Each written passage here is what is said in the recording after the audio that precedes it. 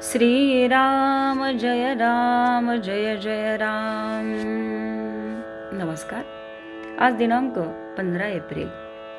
आजचा विषय आहे सत्संगतीच्या योगे मन पैक्यावर गुंतून राहत नाही। संतांमध्ये प्रचंड सामर्थ्य असते, ते बोलतील ते खरे होते। वाचा सिद्धी म्हणतात ती हीच। या सिद्धीचा उपयोग आपण सुद्धा करून घेऊ शकतो, परंतु भगवत सेवा करावी आणि त्याबद्दल पगार घ्यावा तसे हे होते। कामधेनूवर ओझे टाकावे हे बरे वाटेना म्हणून। वाटेने घोडा येत होता, तो घेतला आणि कामधेनू देऊन टाकली, तशासारखे होते। जे सुख चिरकाल टिकणारे नाही ते घेऊन काय करायचे? हाडांची काडे करून स्वर्गसुख हाती आले, पण कालांतराने ते नाश पावणार, मग ते घेऊन काय करायचे?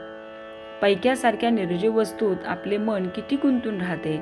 पैसा हा भूतासारखा आहे, त्याच्याकडून काम करून घेतले तर तो फार उपयोगी आहे, पण ते न केले तर तो उरावर बसतो।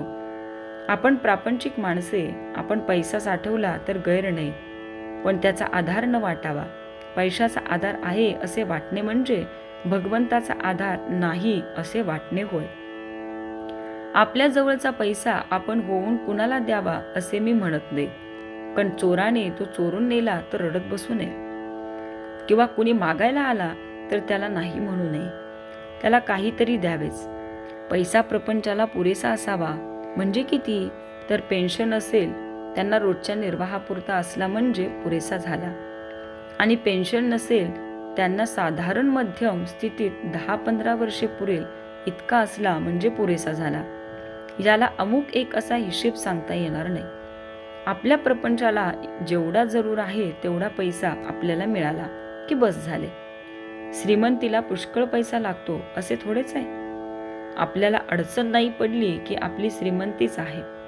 पैशाच्या बाबतीत आपण प्रयत्न मात्र आग्रहाने करावा आणि नंतर होईल तसे होऊ द्यावे। आपण आतून निष्काम, निर्लोभ आणि निरीच्छ असावे।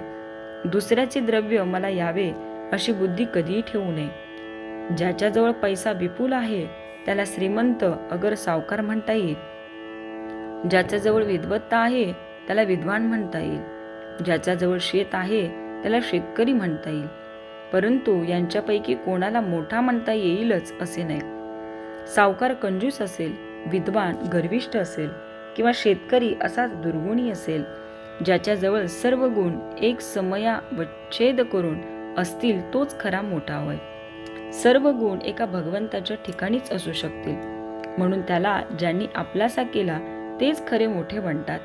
अशा लोकांना संत म्हणतात। आपण संतांचे होऊन राहावे, त्यात आपले कल्याण आहे। सत्संगतीपासून सद्विचार आणि सद्भावना प्राप्त होतात। ज्याचे विचार चांगले तो मनुष्य खरा चांगला होय, आणि जिथे भगवंताचे अनुसंधान आहे तिथे राहणे हीच खरी सत्संगती होय।